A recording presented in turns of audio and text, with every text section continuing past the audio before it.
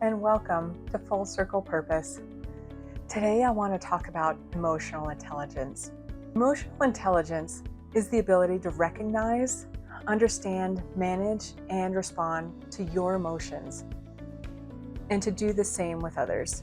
Unlike IQ, EQ, emotional intelligence, determines how we live, love, lead, and relate. Daniel Goleman, who popularized emotional intelligence, says that EQ is often a greater predictor of success and healthy relationships than intelligence or talent. Goleman identifies 5 core components: self-awareness, self-regulation, motivation, empathy, and social skills. Scripture affirms this long before modern psychology. We see in Proverbs chapter 18, verse 15, the heart of the discerning acquires knowledge, for the ears of the wise seek it out. Self-awareness, knowing what's going on inside you, is important. Emotional intelligence begins with self-awareness, being able to name what you're feeling and why. Many people react emotionally without ever pausing to ask, what's happening inside of me right now? Brené Brown emphasizes that naming emotions accurately reduces their intensity. When we don't process emotions, we project them.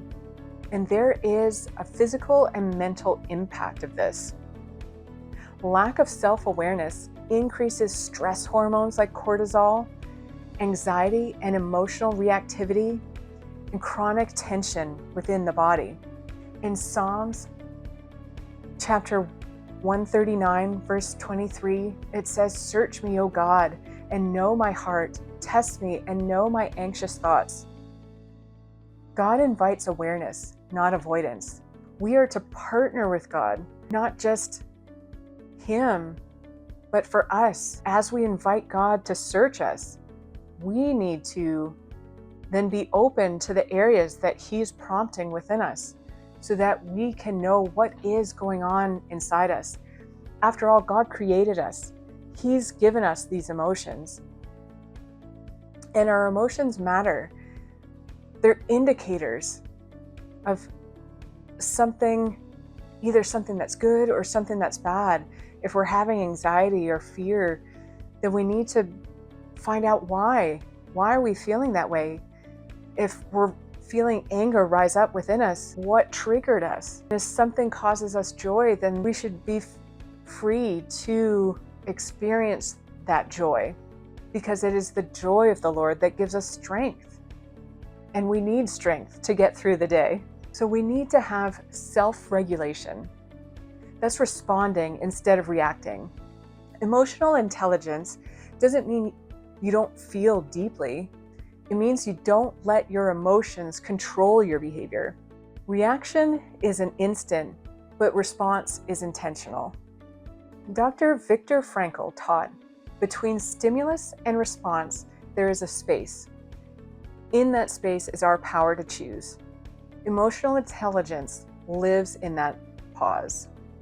So we want to make sure that we are not just reacting to things that are going on around us, but we are intentionally responding to them, or not if it doesn't necessitate our response. Sometimes it's best to just leave things be and stay out of it. But there is a physical and mental impact. Poor emotional regulation can lead to elevated blood pressure, digestive issues, inflammation, and fatigue. Calm regulation supports nervous system balance and mental clarity. We see in James chapter 1, verse 19, where it says, everyone should be quick to listen, slow to speak, and slow to become angry. This is emotional intelligence in action. So emotions live in the body. Emotions are not just spiritual or mental. They're physiological. Unprocessed emotions don't disappear. They show up in physical symptoms. Dr. Bessel van der Kolk, and I may have said that wrong, in The Body Keeps Score, explains that unresolved emotional stress is stored in the body. Chronic emotional stress impacts immune function, hormone balance, sleep, and concentration. God designed our bodies to signal when something is off, not shame us, but to guide us. In Proverbs chapter 14, verse 30, it says, "A heart at peace gives life to the body, but envy rots bones." So we have talked about before how we need to let peace be our umpire, to let that be our guide as to what stays in or what gets called out. So we want to make sure that our heart is at peace. And in order to do that, we need to be emotionally intelligent. We need to know what's going on inside our body, why we're feeling the way we feel, and what is the appropriate response for those feelings. We should operate with empathy, understanding others without losing ourselves. Emotional intelligence allows you to hold compassion without absorbing chaos. Empathy is not agreement, it's understanding. Brené Brown defines empathy as feeling with someone, not fixing them. Healthy empathy requires boundaries.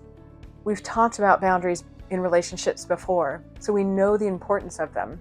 There's also a physical and mental impact. High empathy with no boundaries leads to emotional exhaustion, burnout, and resentment. In Romans chapter 12, verse 15, it says to rejoice with those who rejoice and to mourn with those who mourn. Jesus is our model. We should read the scriptures and see how he was empathetic with others, but didn't get drawn in to what might have been their chaos. So let's look at emotional intelligence and the heart.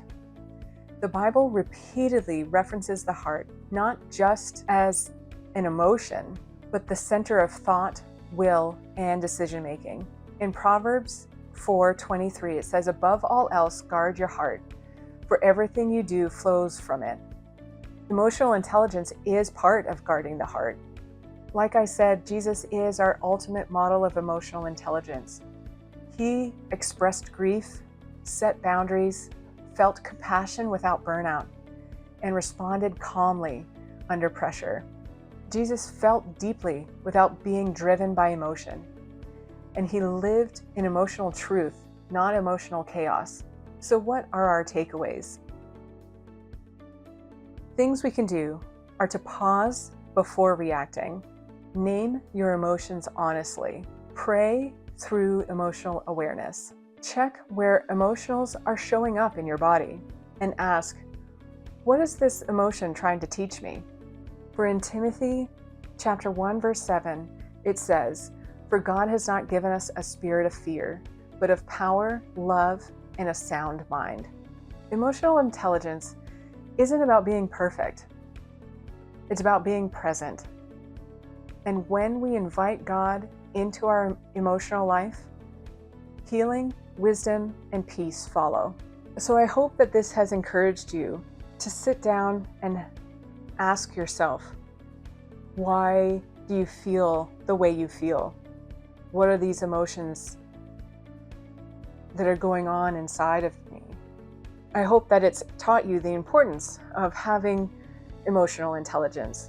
And once we've become established with being intelligent of our own selves, then we are in a better situation to help others process their emotions without becoming so caught up in them that we then become more of a hindrance to somebody than we are in helping them process through their emotions. And sometimes it is just a matter of guiding them to someone who is trained and qualified to help them process things that they're going through, because some things are above our level of friendship or relationship.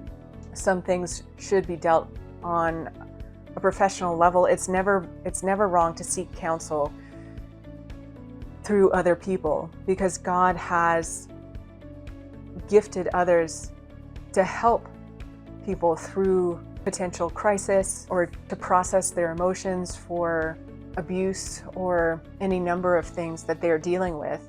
But we want to make sure that we are operating within the scriptures, knowing that we have the not fear, but power, love, and a sound mind, so that we don't have to let our emotions control us, but we have the sound mind and the power to, one, figure out what's going on within us, the power to pause and offer love in our response and not our reactions.